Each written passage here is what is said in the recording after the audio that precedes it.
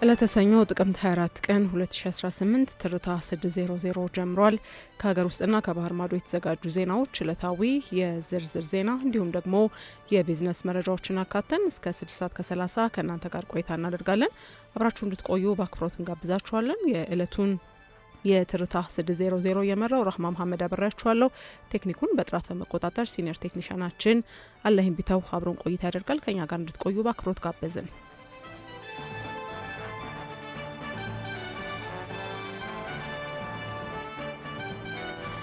በከተማዋ 20761 እናቶችና ህጻናት የአልሚ ምግብ ተጠቃሚዎች መሆናቸውን የአዲስ አበባ ከተማ አስተዳደር ሴቶችና ህጻናት ማህበራዊ ጉዳይ ቢሮ ነው ያስታወቀው።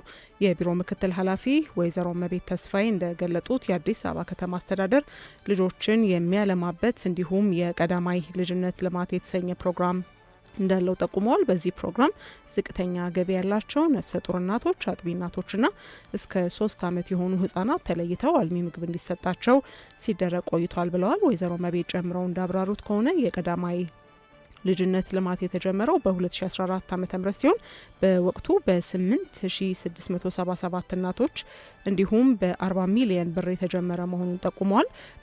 በአሁኑ ወቅትም 20761 ነፍሰ ጡር እናቶች አጥቢ እንደሆኑ በመጠቆምም እስከ 3 ዓመት የሆኑ ህጻናት ድረስ በዚህ ፕሮግራም ተጠቃሚ ናቸው ብለዋል። ፕሮግራሙ በምገባ ብቻ የሚወሰን አይደለም ያሉት ኃላፊዋ በአእምሮም የዳበሩ እንዲሆኑ የህጻናት መጫወቻዎችና የቀን ማቆያዎች የተዘጋጁ ሲሆን በዚህም ከ13000 በላይ ህጻናት ተጠቃሚ መሆናቸውን ተናግረዋል።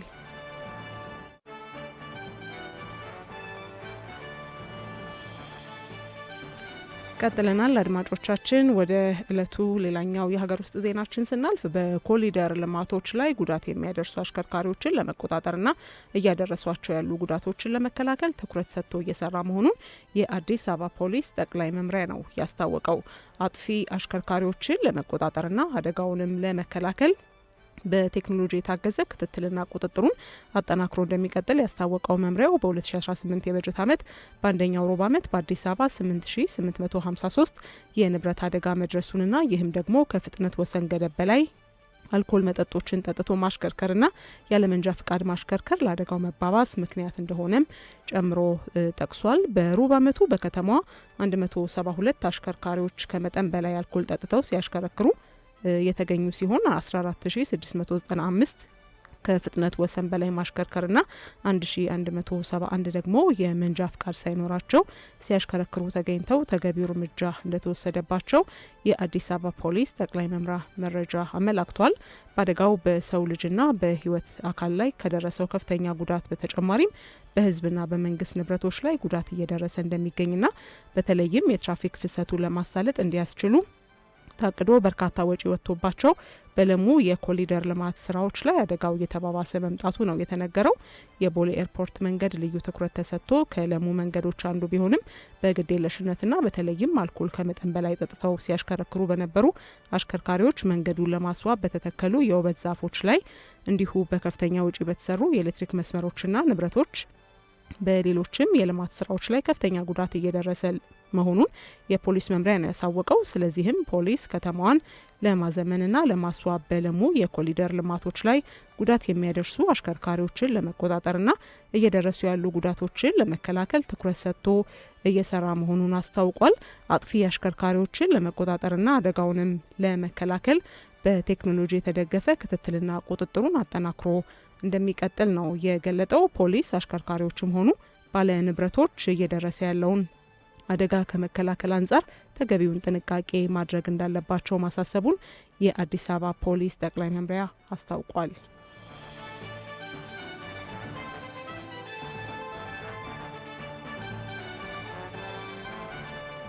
ቀጥለናል አድማጮች። ወደ ሌላኛው የሀገር ውስጥ ጉዳያችን አለፍን። የኢትዮጵያ አጠቃላይ የሀገር ውስጥ ዕዳ መጠን በመስከረም 2025 መጨረሻ ላይ 2.56 ትሪሊየን ብር መድረሱ ተነግሯል። ይህ ጭማሪ የመጣው መንግስት የግምጃ ቤት ሰነዶች ገበያን ተጠቅሞ በስኬት ገንዘብ ቢያሰባስብም ባለሀብቶች ግን ለአጭር ጊዜ በሚከፈሉ ዋስትናዎች ብቻ ፍላጎታቸውን በማሳየት ለረጅም ጊዜ ዕዳ ጥንቃቄ ማድረጋቸው ነው የተነገረው።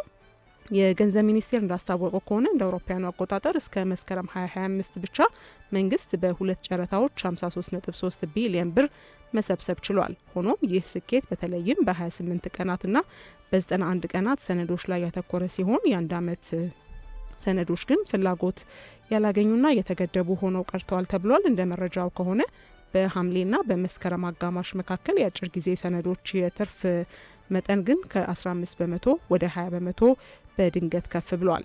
ተንታኞች እንደተናገሩት ከሆነ ይህ ከፍተኛ ጭማሪ በወደፊት የዋጋ ግሽበትና በማክሮ ኢኮኖሚ ያለመረጋጋት ምክንያት ባለሀብቶች ረጅም ጊዜ እዳን በመፍራት ጥንቃቄያቸውን ማሳየታቸውን ያረጋግጣል። ከአጠቃላይ የሀገር ውስጥ እዳ ክምችት ውስጥ ትልቁን ድርሻ የያዙት ተቋማት የኢትዮጵያ ንግድ ባንክ፣ የኢትዮጵያ ብሔራዊ ባንክ እንዲሁም የጡረታ ፈንድ እንደሆኑም ነው የተነገረው።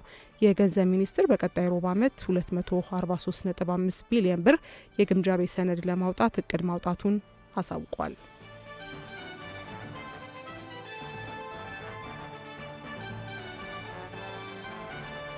አድማጮች ትርታ 600ን እያደመጣችሁ ትገኛላችሁ። አብራችሁን ስላላችሁ እጅግ አድርገን ነው የምናመሰግነው። የጥቅምት 24 ቀን 2018 የ600 ዝግጅታችን እስከ 6 ሰዓት ከ30 ይቀጥላል። ትርታ በዝርዝር ወደሚመለከተው ርዕሰ ጉዳይ እናልፋለን። የግብርና ምርትና ምርታማነትን ለማሳደግ በባለሙያዎች የታገዘ ስርዓትን መተግበር አስፈላጊ ስለመሆኑ ባለሙያዎች ተናግረዋል። ብርቱካን ዋልተ ንጉስ አዘጋጅተዋለች።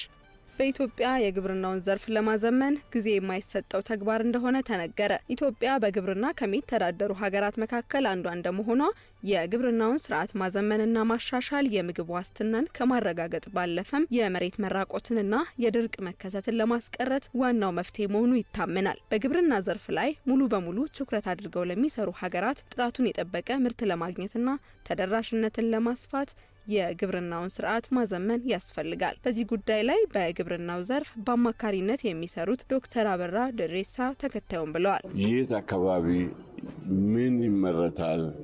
ለምን አፈር አይነት ይሆናል? ለምን ኢንቫይሮንመንት አይነት ይሆናል? ለቆላ፣ ለደጋ፣ ለወደደጋ ተለይቶ ተቀምጠዋል። ኢትዮጵያ ውስጥ ትልቁ ስራ የሰራው ሰብሎቹ ሱቲቢሊቲ ማፕ ይባላል። የሱቲቢሊቲ ማፕ ተሰርቶ ጤፍ የት አካባቢ ነው፣ ስንዴ የት አካባቢ ነው፣ በቆሎ የት አካባቢ ነው፣ ገብስ የት አካባቢ ነው፣ ድንች የት አካባቢ፣ ይሄ ሴንተር ኦፍ ኤክሰለንስ የሚባል ተለይቶ ምርምር እዚህ ላይ እየሰራ ነው አለ። በደንብ አለ። ያጠቃቀም የኢንፎርሜሽን የመረጃ ችግር ነው እንጂ ይሄን እድሜ ልካችን ተሰራ ነበረ። ስለዚህ ሱቲቢሊቲ ማፕ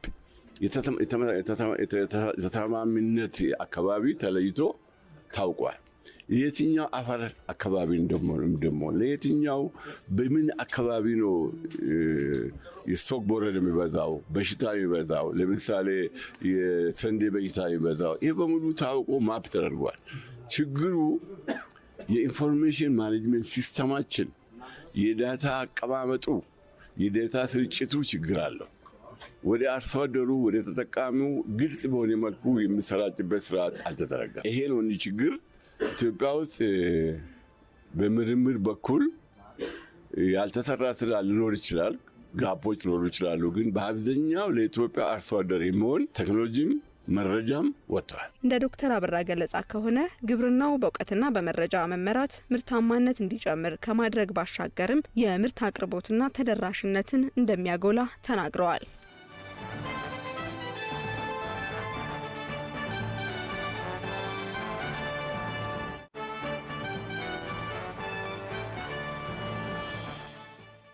አድማጮች አሁን ደግሞ ከውጭ የዜና ምንጮች ወዳዘጋጀናቸው ዜናዎች ነው የምናልፈው። የኡጋንዳው ፕሬዚዳንት ዩዌሪ ሙሴቬኒ አዳዲስ የልማት ስራዎችን በሀገሪቱ ለመገንባት ቃል መግባታቸው ተነግሯል።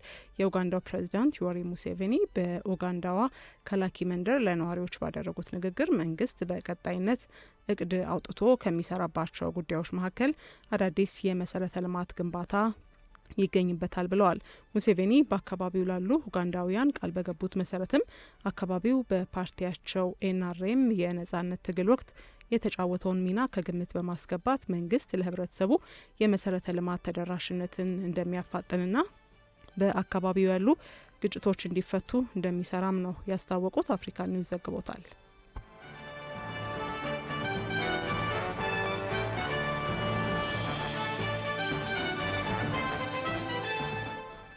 ወደ ሌላኛው የውጭ ዜናችን ስናልፍ ታንዛኒያን ነው የምናገኘው። በታንዛኒያ ሀገራዊ ምርጫን ተከትሎ የደረሰን የዜጎች ግድያና እስርን በተመለከተ በገለልተኛ አካል ማጣራት እንዲደረግ የተባበሩት ሀገራት ዋና ጸሐፊ አንቶኒዮ ጉተሬዝ አሳስበዋል። ታንዛኒያ ፕሬዚዳንቷ ሳሚያ ሱሉሁ ሀሰን አሸናፊ መሆናቸውን ባወጀችበት ሀገራዊ ምርጫ ጋር በተያያዘ ከ700 በላይ ዜጎቿ በመንግስት የጸጥታ ኃይሎች መገደላቸው ነው የተሰማው።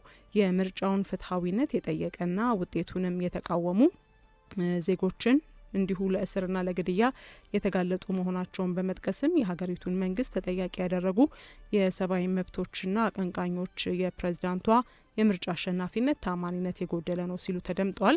በታንዛኒያ ምርጫውን ተከትሎ ለደረሰው ቀውስም ማዘናቸውን የገለጹት አንቶኒዮ ጉተሬዝ የደረሰውን ጉዳት በጥልቀት የሚያጣራ ገለልተኛ አካል እንዲኖርም ጠይቀዋል። ዘገባው የአልጀዚራ ነው።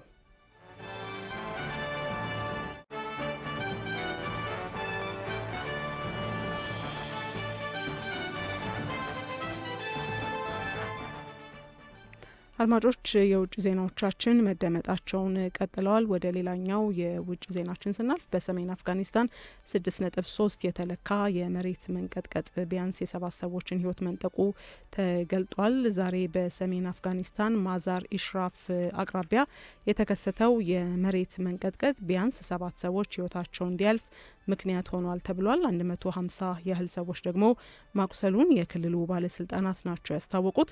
የአሜሪካው ጂኦሎጂካል ሰርቬ ከፍተኛ ጉዳት ሊደርስና አደጋው ከዚህም በላይ ሊሆን ይችላል ሲልም ምልከታውን አጋርቷል። የሀገሪቱ ብሔራዊ አደጋ መከላከል ኤጀንሲ የሟቾችን ቁጥር እንዲሁ እየጨመረ ሊሆን እንደሚችል ያሳወቀ ሲሆን የደረሱ ጉዳቶችን በተመለከተ ግን ሪፖርቶችን ተከታትሎ እንደሚያጋራ አስታውቋል። ዘገባው የሲኤንኤን ነው።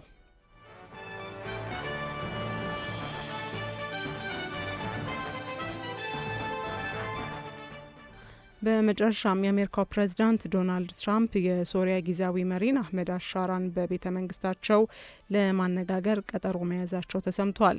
ይህም የሶሪያውን ፕሬዝዳንት ከ80 ዓመት በኋላ ወደ ዋይት ሀውስ የመጡ የመጀመሪያው መሪ ያደርጋቸዋል ተብሏል።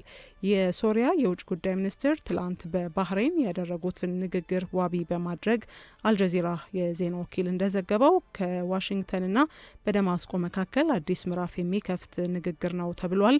የአህመድ አልሻራ የዋይት ሀውስ ጉብኝት በቅርቡ በሳውዲ አረቢያ ከፕሬዚዳንት ትራምፕ ጋር የተወያዩት አልሻራ በዚህ ወር ውስጥ ወደ አሜሪካ ተጉዘው በወሳኝ ጉዳዮች ላይ ይመክራሉም ተብሏል። ውይይታቸውን በሶሪያ ላይ የተጣለው ማዕቀብ እንዲነሳና ከአሜሪካን ጋር አዲስ የግንኙነት ምዕራፍ እንዲከፍት የሚያስችል እንደሚሆን ይጠበቃል ተብሏል። በሶሪያ የአሜሪካ ልዑክ ቶም ባራክን ዋቢ አድርጎ አልጀዚራ እንደዘገበው ፕሬዚዳንት አህመድ አልሻራ በዋሽንግተን ጉዟቸው አይኤስአይኤስ ላይ በዘመተውና በአሜሪካን የሚመራውን ዓለም አቀፉን ጥምረት ለመቀላቀል ስምምነት ይፈጽማሉ።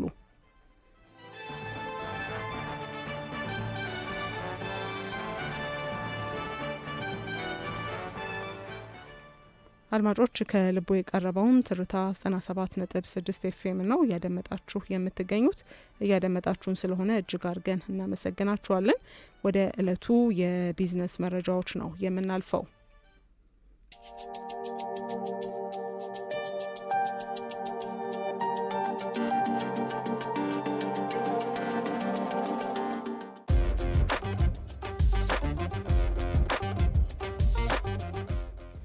ወደ ቀዳሚው የቢዝነስ መረጃችን ስናልፍ በዲጂታል ክፍያ ከ17 ትሪሊዮን ብር በላይ የገንዘብ ዝውውር ሲፈጸም በሞባይል ባንኪንግ 76 በመቶ በላይ ድርሻ መያዙ ተነግሯል። በ2017 በጀት ዓመት አፈጻጸም ከቀዳሚው ዓመት በጥፍ እንደሚበልጥ ነው የተጠቆመው። በ2016 በሞባይል ባንኪንግ የተንቀሳቀሰው 6.71 ትሪሊዮን ብር በ2017 ወደ 13.1 ትሪሊዮን ብር አድጓል። ሚዲያ ኢትስዊች አክሲዮን ማህበር ዋቢ በማድረግ እንደተዘገበው ከሆነ እንግዲህ በአመቱ ዋና ዋና የተባሉ የዲጂታል ገንዘብ ግኝቶች ተቀምጠዋል። በተለይም በሞባይል ዋሌት አማካኝነት 2.8 ትሪሊዮን ብር የገንዘብ ዝውውር ተደርጓል ተብሏል። በኢንተርኔት አማካኝነት 1.7 ትሪሊዮን ብር የተንቀሳቀሰ ሲሆን እንዲሁ በኤቲኤም 729.8 ቢሊዮን ብር ሲንቀሳቀስ ካለፈው በጀት ዓመት ጋር ሲነጻጸር እድገት አለማሳየቱ ነው የተነገረው። የኢትዮጵያ ብሔራዊ ባንክን መረጃ ዋቢ ያደረገው ይኸው መገናኛ ብዙኃን የተዘገበው የሞባይል ባንክ የገንዘብ ዝውውር ከኤቲኤምና ከፖስ አንጻር ከፍተኛ ደረጃ እድገት አሳይቷል ተብሏል።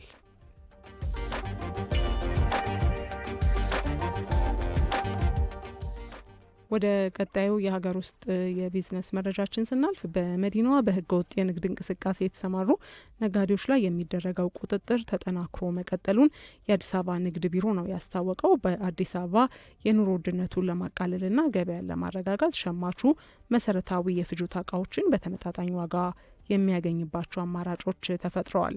የገበያ ስርዓቱ ህጋዊና ፍትሐዊ እንዲሆን የከተማዋ ንግድና ገቢዎች ቢሮ የተለያዩ ተግባራት እያከናወኑ መሆኑን የአዲስ አበባ ከተማ አስተዳደር ንግድ ቢሮ ምክትል ኃላፊ ጸጋይ ደበሌ ከኢዜአ ጋር በነበራቸው ቆይታ ተናግረዋል።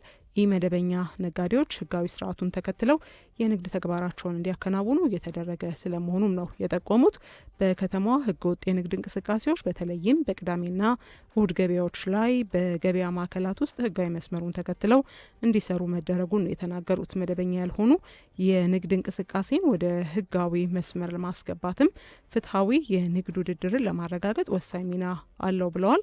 ቢሮ በ2018 የመጀመሪያ ሩብ ዓመት ከ5000 በላይ የሚሆኑ ህገወጥ ነጋዴዎች ላይ እርምጃ መውሰዱንና ከነዚህም ውስጥ ከ4000 በላይ የሚሆኑ ወደ ህጋዊ የንግድ ስርዓት እንዲገቡ ተደርጓልን ብለዋል። የአዲስ አበባ ገቢዎች ቢሮ ምክትል ኃላፊ ሚኪያስ ሙልጌታ በበኩላቸው በመጀመሪያው ሩብ ዓመት ያለ ደረሰኝ ግብይት ሲፈጽሙ በተገኙ ከ2000 በላይ ነጋዴዎች ላይ እርምጃ ተወስዷል ነው ያሉት።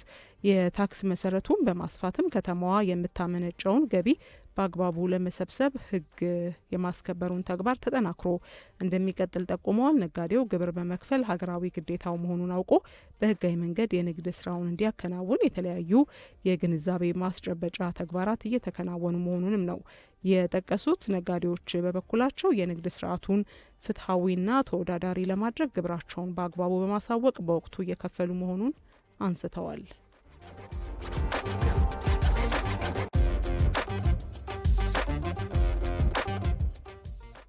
ወደ ሌላኛው የቢዝነስ መረጃችን ስናልፍ ኢንዱስትሪው በተኪ ምርትና በውጪ ንግድ የሚያስመዘግባቸው ስኬቶች ለጥቅል ሀገራዊ እድገት ጉልህ አስተዋጽኦ እያበረከተ መሆኑን የህዝብ ተወካዮች ምክር ቤት ምክትል አፈ ጉባኤ ሎሚ በዶ ገልጠዋል። የህዝብ ተወካዮች ምክር ቤት ምክትል አፈ ጉባኤ ሎሚ በዶ እንደተናገሩት መንግስት ብዝሃ ኢኮኖሚን በማስፋት ብልጽግናን ለማረጋገጥ በትኩረት እየሰራ ነው። ከኢኮኖሚው ብዝሃ ዘርፎች መካከል ኢንዱስትሪው አንደኛው መሆኑን አንስተው ዘርፉ በተኪ ምርትና ወጪ ንግድ ላይ አበረታች ውጤት ማስመዝገቡ ነው የገለጡት። ኢንዱስትሪው በጥቅል ሀገራዊ እድገት ላይ የጎላ አስተዋጽኦ እያበረከተ ነው ያሉት ምክትል አፈ ጉባኤዋ ኢትዮጵያ በራሷ አቅም ለማደግ የሰነቀችውን ራዕይ ለማሳካት ያግዛል ብለዋል። ይህም ደግሞ ኢትዮጵያ የጀመረችውን የብልጽግና ጉዞ ለማረጋገጥ በምታደርገው ጥረት የሚገድባት ምንም እንደሌለ ማሳያ ነው ብለዋል። የኢትዮጵያ የማደግ የመለወጥና የማንሰራራት ጉዞ በትክክለኛ መንገድ ላይ መሆኑን የገለጹት ምክትል አፈ ጉባኤ ሎሚ በደው በዘርፉ የሚወጡ ፖሊሲዎች፣ እቅዶችና ህጎች ኢንዱስትሪውን የሚያሻግሩ ናቸው ብለዋል።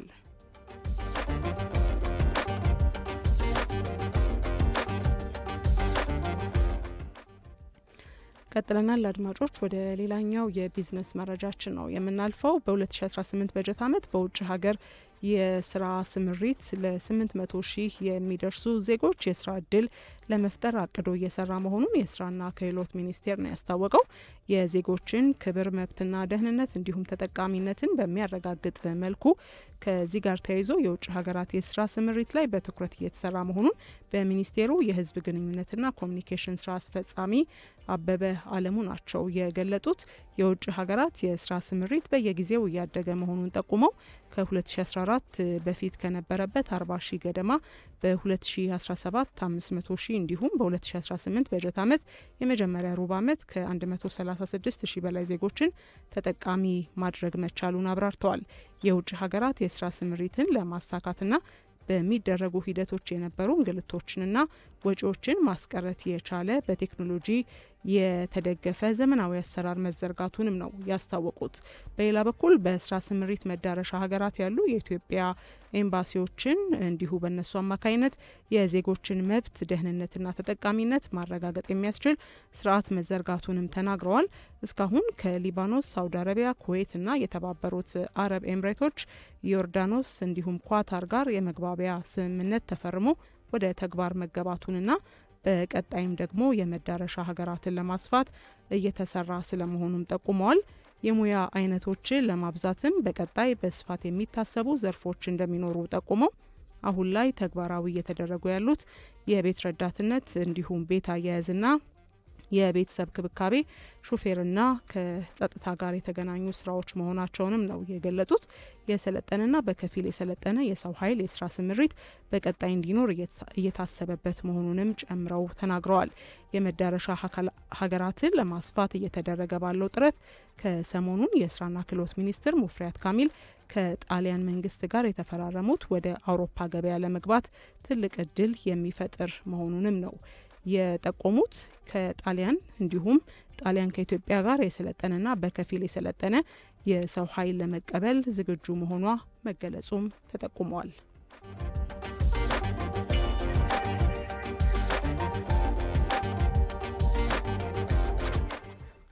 አድማጮች ከልቦ የቀረበውን ትርታ 97.6 ኤፍኤም ነው በማድመጥ ላይ ያላችሁት። የዕለቱ የቢዝነስ መረጃዎች ያደመጣችኋቸው ነበሩ።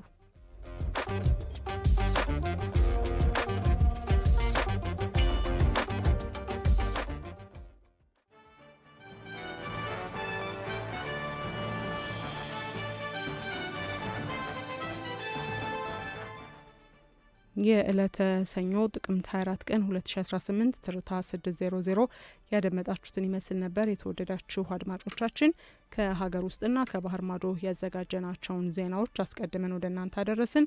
ትርታ በዝርዝር የተመለከተው ከግብርና ምርትና ምርታማነት ጋር ተያይዞ በተለይ በባለሙያዎችና በዘርፉ በሰለጠኑ ባለሙያዎች የታገዘ ስርዓትን መተግበር ምን ያህል እንደ ሀገር አስፈላጊ መሆኑን የተመለከትንበት ዝርዝር መሰናዶንም እንዲሁ አድምጣችኋል። የቢዝነስ መረጃዎችም የትርታ 600 አካል ነበሩ። ከባህር ማዶ የተገኙ አዳዲስ መረጃዎችም እንዲሁ ተደምጠዋል። አብራችሁን ስለነበራችሁ እጅግ አድርገን እናመሰግናችኋለን። ቀሪ የትርታ መሰናዶ እስከ እኩለ ሌሊት መደመጡን ይቀጥላል። የእኛን ከስቱዲዮ መውጣት ተከትሎ እንግዲህ ቀጣዩን የአየር ሰዓት ሲዲ ስፖርት ይረከበዋል። መልካም ቆይታ፣ መልካም ቀን።